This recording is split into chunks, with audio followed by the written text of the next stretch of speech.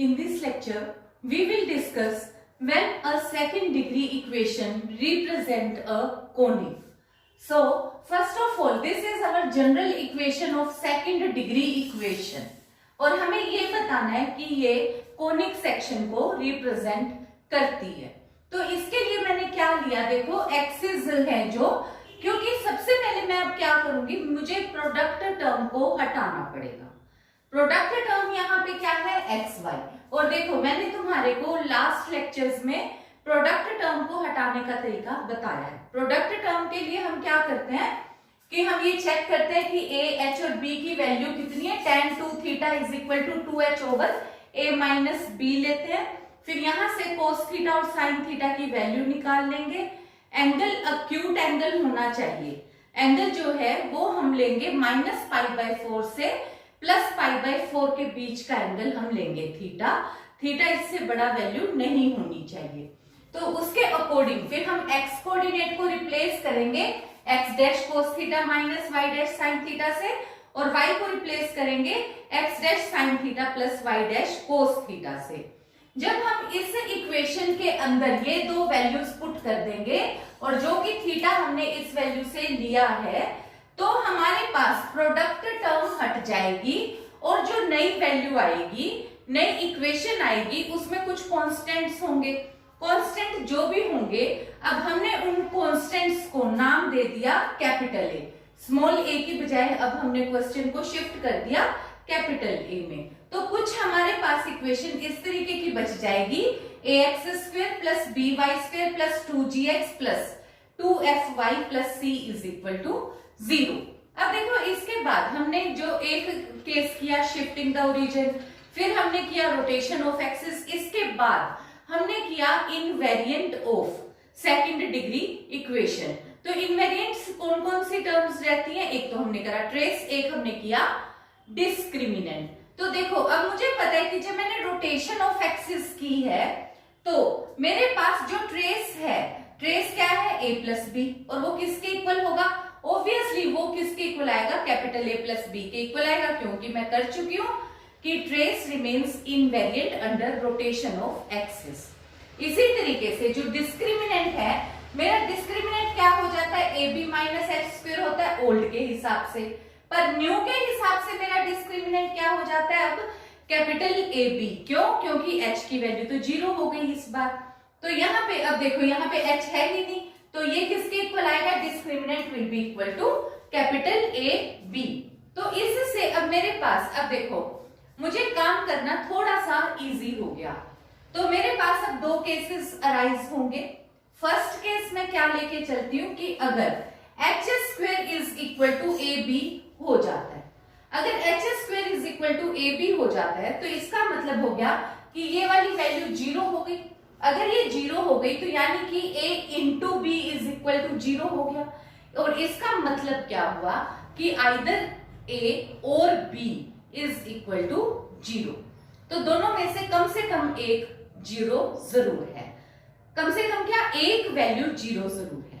तो a मैंने consider कर लिया कि a 0, क्योंकि हम ये कर चुके हैं कि a और b दोनों 0 नहीं हो सकते, क्योंकि मैंने h को तो 0 कर ही दिया. और मुझे पता है कि कॉनिक सेक्शन है तो सेकंड डिग्री हर हाल में होगा.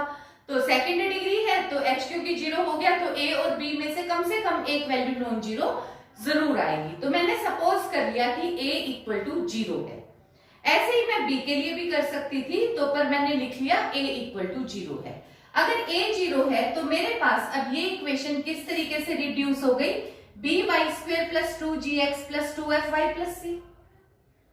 मैंने y वाली टर्म्स एक साइड कर दी, x वाली टर्म एक तरफ कर दी, x और कांस्टेंट टर्म मैं दूसरी तरफ ले गई. अब देखो यहां से मैंने b को कॉमन निकाला तो 2f ओवर b हो गया. फिर इस टर्म को परफेक्ट स्क्वायर बनाने के लिए f² half of coefficient of, यहां से मेरे पास y, ये मैंने ऐड और सब्ट्रैक्ट कर दिया. तो यहाँ पे कोफिशिएंट ऑफ y, ठीक है. तो ये मैंने ऐड और सब्ट्रैक्ट किया, तो ये मेरे पास कितना बन गया, y² plus 2fb y plus f² over b². यहाँ वाला वैल्यू तो इधर भी मैंने ऐड कर दिया, तो b² f² ओवर b², इधर भी मैंने ये वैल्यू ऐड कर दी. यहाँ b से b कट गया, तो ये रिजल्ट हो गया एफ स्क्वायर ओवर बी, दोनों तरफ ऐड कर दिया। अब यहाँ ये परफेक्ट स्क्वायर किसका बन गया, b into Y plus F over B का परफेक्ट स्क्वायर। अब यहाँ से मैंने माइनस 2g कॉमन लिया, तो ये रिजल्ट क्या हो गया, x plus c over 2g minus F square over 2gb। अब देखो इसके बाद हमने शिफ्टिंग द ओरिजिन भी किया हुआ है। शिफ्टिंग द ओरिजिन के अकॉर्डिंग x कोऑर्डिनेट को मैं किससे रिप्लेस कर दूंगी, इस वाली वैल्यू से, और y वैल्यू कोफिशिएंट को इससे, ठीक है। x की जगह पे मैं क्या कर सकती हूँ, x डैश प्लस h, ऐसे ही वाइस वर्सा, यानी कि x डैश को मैं x माइनस h भी कर सकती हूँ। तो यहाँ पे शिफ्टिंग द ओरिजिन करके मेरे पास अब रिजल्ट किस शेप में आ गया, जब मैंने इस पॉइंट से देखो यहाँ पे वैल्यू क्या हो गई, f square over 2gb minus c over 2g, और इधर वाला पॉइंट कितना है, एफ ओवर बी, दोनों के नेगेटिव्स के साथ। तो जब मैंने इनको शिफ्ट किया तो ये वाली वैल्यू क्या बन गई, ये बन गई बी वाई स्क्वायर, ये कैपिटल वाई आ जाएगा, बी वाई स्क्वायर, और ये is equal to minus 2gx। और ये हमारे पास, अब तुम्हारे को पता है कि ये पैराबोला की इक्वेशन है, तुम चाहो तो इधर से ये b को भी इधर शिफ्ट कर सकते हो, और ये कौन से पैराबोला की शेप हो गई, Y square is equal to plus minus 4ax type का, क्योंकि हमें क्या पता g और b पॉजिटिव नेगेटिव, ठीक है, उसके अकॉर्डिंग दोनों में से एक पैराबोला यहां से आ जाएगा। ऐसे ही अगर b0 ले लेते तो ये वाले दो पैराबोलाज आ जाते। तो ये अपने पास क्या कंडीशन आई कि when h square is equal to ab, और तो हमारे पास कोनिक जो सेक्शन है वो क्या बनेगा, वो हमारे पास पैराबोला बनेगा। Again in second case, if h square is not equal to ab, then neither a nor b is equal to 0, then this equation can be written as, देखो इसमें मैंने क्या किया, x वाली टर्म्स इकट्ठी करी, y वाली इकट्ठी करी, और कांस्टेंट टर्म को मैं दूसरी साइड ले गई। तो यहाँ पे जब मैंने x वाली टर्म इकट्ठी कर ली तो a कॉमन निकाल लिया, y वाली में से b कॉमन निकाल लिया, फिर इसको परफेक्ट स्क्वायर बना लिया। परफेक्ट स्क्वायर के लिए obviously half of coefficient of X square, यानी कि जी square over A square add किया, तो यहाँ जी square over A square add किया, तो ए से ए कट गया, तो इस तरफ G square over A add किया। ऐसे ही यहाँ F square over B square add किया, बी से बी कट गया, यहाँ पे F square over B add किया, ठीक है। अब इस चीज को मैंने परफेक्ट स्क्वायर बना दिया, तो ये बन गया X plus G over A का square, y plus F over B का स्क्वायर, और यहाँ पे जो ये कांस्टेंट था इसको मैंने एक और कोई नया नाम दे दिया, से इक्वल टू के, कांस्टेंट के, ठीक है। इसके बाद अब मैंने शिफ्टिंग द ओरिजिन यूज कर लिया, x वाले कोफिशिएंट को मैंने यहाँ लिख लिया माइनस जी ओवर ए, y वाले कोफिशिएंट को लिख दिया माइनस एफ ओवर बी। तो इससे ये इक्वेशन मेरे पास किस टाइप की बन जाएगी, a x square plus b y square is equal to के टाइप की इक्वेशन बन जाएगी।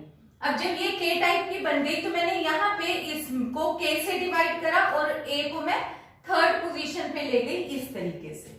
अब देखो मेरे पास जो डिफरेंट केसेस हो रहे हैं उनमें क्या है, सबसे पहले तो अगर k ओवर a और k ओवर b ये दो वैल्यूज हैं, दोनों अगर पॉजिटिव हो जाती हैं, देखो बोथ आर पॉजिटिव, तो इस केस में मेरे पास ये एक इलिप्स को रिप्रेजेंट करेंगे। क्यों, इलिप्स की इक्वेशन अपने पास कैसी होती है, एक्स स्क्वायर ओवर, वैसे तो हम लेते हैं अगर मैं जनरल बात करूं तो X square over A square plus Y square और B square is equal to 1, पर क्योंकि ए बी मैं यहाँ ले चुकी इसलिए मैंने तुम्हारे को शो करने के लिए, क्योंकि ये पॉजिटिव है इसलिए मैंने इसको एल स्क्वायर के इक्वल, इसको एम स्क्वायर के इक्वल रिप्रेजेंट कर दिया, और ये अब देखो ये तुम्हें देखने में इलिप्स टाइप लग रही है। इसी तरीके से अगर ये दोनों अपोजिट साइन के होंगे तो यानी कि मैंने मान लिया कि एल स्क्वायर पॉजिटिव है, एम स्क्वायर पॉजिटिव है, तो मैंने माइनस एम कर दिया कि एक पॉजिटिव दूसरा नेगेटिव, और देखो तुम्हें देखते ही ये अब आइडिया हो जाएगा कि ये हाइपरबोला है। इसी तरीके से फिर अब अपने पास है कि के ए के बी दोनों के दो अगर नेगेटिव हो जाते हैं तो यानी कि ये हो गया माइनस एल स्क्वायर, ये हो गया माइनस एम स्क्वायर, क्योंकि मुझे 100% पता है कि एल स्क्वायर तो पॉजिटिव है, तो माइनस लगने की वजह से और माइनस मैं इस तरफ ले गई। अब यहाँ पे देखो परफेक्ट स्क्वायर का समेशन कभी भी नेगेटिव नहीं हो सकता, तो ये क्या, इसको हम क्या कहेंगे, इमेजिनरी इलिप्स, ठीक है। तो ये अपने पास थर्ड केस आ गया। इसके बाद अगर k की ही वैल्यू 0 हो जाती है, अब देखो यहां से अगर मेरे पास इस इक्वेशन में k की वैल्यू 0 हो जाती है तो ये इक्वेशन बच जाती है मेरे पास इक्वल टू 0।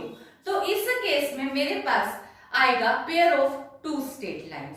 जो pair of two straight lines आएंगी वो अब रियल भी हो सकती है, वो इमेजिनरी भी हो सकती है, वो डिपेंड करेगा कैपिटल ए और बी के साइंस किस तरीके के हैं, दोनों के साइन सेम है, दोनों के साइन अपोजिट है, उसके बेस पे डिपेंड करेगा।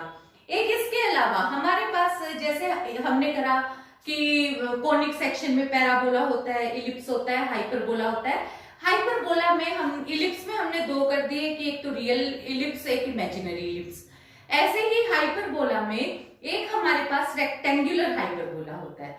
रेक्टेंगुलर हाइपरबोला हमारे पास कब बनता है, अगर coefficient of X square plus coefficient of Y square अगर 0 हो जाए तो उस केस में हमारे पास रेक्टेंगुलर हाइपरबोला बन जाता है। Now AB is equal to AB minus H square. तो अगर A और B दोनों सेम साइन के हैं तो वो किसके अकॉर्डिंग होगा, अकॉर्डिंग AB इज पॉजिटिव और नेगेटिव। तो यहाँ पे A और B अगर दोनों सेम साइन के हैं तो ये AB पॉजिटिव हो जाएगा, अगर दोनों अपोजिट साइन के हैं तो दोनों नेगेटिव हो जाएंगे। अब यहाँ पे AB किसके बराबर है, AB माइनस एच स्क्वायर के। अब अगर ये पॉजिटिव है तो यहाँ से result H square minus AB के अकॉर्डिंग हम कर रहे हैं। तो अगर AB यहाँ पे अपने पास ये कब इलिप्स को रिप्रेजेंट करता है, इलिप्स को हमने कहा है तब रिप्रेजेंट करता है अगर A और B दोनों कैसे हो, पॉजिटिव हो। तो यानी कि यहाँ पे रिजल्ट कितना हो गया, एच स्क्वायर माइनस AB क्या होना चाहिए, नेगेटिव। क्योंकि अगर ये वाली वैल्यू यहाँ पे क्या चीज हो गई, H square minus AB, H square तो 0 है तो ये साइन चेंज हो जाएगा इक्वल टू के अकॉर्डिंग, तो negative common H square minus AB बन गया। तो अपने पास k ओवर A था और k over B, k multiply हो गए तो दोनों का तो k का तो सेम ही साइन रहेगा। तो जो साइन डिपेंड करेगा वो A और B पे डिपेंड करेगा मल्टीप्लीकेशन में। तो यहाँ पे जो भी रिजल्ट आया तो ये नेगेटिव यानी कि AB minus H square positive होना चाहिए, यानी AB पॉजिटिव होना चाहिए। सिमिलरली हाइपरबोला के लिए कंडीशन क्या थी कि ये रिजल्ट अपने पास पॉजिटिव होना चाहिए, क्योंकि कंडीशन क्या है, AB minus H square, AB negative होना चाहिए। AB नेगेटिव का मतलब हो गया AB minus H square negative होना चाहिए, यानी कि H square minus AB positive होना चाहिए। और अगर रेक्टेंगुलर हाइपरबोला है तो इस कंडीशन के साथ हमारे पास एक एडिशनल कंडीशन और आ जाती है कि trace should be equal to 0। अब देखो जब हमने ये कंडीशंस करी हैं तो इसमें मैंने क्या कहा कि सेकंड डिग्री इक्वेशन कभी इलिप्स बनेगी, कभी हाइपरबोला और कभी पैराबोला, ये मैंने कर दिया। इसके अलावा जो सेकंड डिग्री जनरल इक्वेशन होती है वो और किस किस चीज को रिप्रेजेंट कर सकती है कोनिक सेक्शन के अलावा, तो वो रिप्रेजेंट कर सकती है या तो वो सर्कल हो सकती है या pair of two straight lines हो सकती है। तो अगर ये इन दो कंडीशंस को मतलब सर्कल और पेयर ऑफ स्टेट लाइन वाली कंडीशंस को सेटिस्फाई नहीं करती तो हर हाल में इक्वेशन जो है वो हमारे पास कोनिक सेक्शन में ही आएगी। तो अब हमारे को ये कैसे पता लगे कि ये सर्कल या pair of two straight lines नहीं है। देखो सर्कल के लिए कंडीशन क्या होती है, सर्कल ये तब रिप्रेजेंट करेगा अगर कोफिशिएंट ऑफ A और B इक्वल होंगे और H की वैल्यू नहीं होगी। तो देखो अपने पास यहाँ पे जो ये चीज ना हो और ये इस तरीके से हो A, तो ये अपने पास क्योंकि कोफिशिएंट अपने पास x square plus Y square plus type होना चाहिए ना, तो ये रिजल्ट अपने पास सर्कल तब बनेगा अगर A इक्वल टू B है और H इक्वल टू 0 है, तभी हमारे पास ये सर्कल बन सकता है। अब कंडीशन आ जाती है pair of two straight lines के लिए। Pair of two straight line के लिए हमने आज हमने अपने एक लेक्चर में 3 वैल्यूज को इनवेरिएंट प्रूव किया था। वो फर्स्ट थी ट्रेस, दूसरा था डिस्क्रिमिनेंट, तीसरा हमने करा था एच सर्कल या कैपिटल डिस्क्रिमिनेंट हम कह देते हैं एक बार। तो कैपिटल डिस्क्रिमिनेंट हमने क्या लिया था, H circle ABC plus 2FG minus AF square minus BG square minus CH square. अगर ये वैल्यू 0 आ जाती है कोनिक है वो किसको रिप्रेजेंट करता है? वो रिप्रेजेंट करता है pair of two straight lines को। Pair of two straight lines में अब पेयर्स इंटरसेक्टिंग भी हो सकते हैं या पैरेलल भी हो सकते हैं। तो अगर ये पैरेलल है तो कंडीशन क्या होगी? पैरेलल के कंडीशन में a over h is equal to h over b is equal to g over f, ये रेशो सेम होगी। अगर ये रेशो सेम नहीं है तो उस केस में इंटरसेक्टिंग लाइंस होंगी। So it is all about this lecture. Thank you.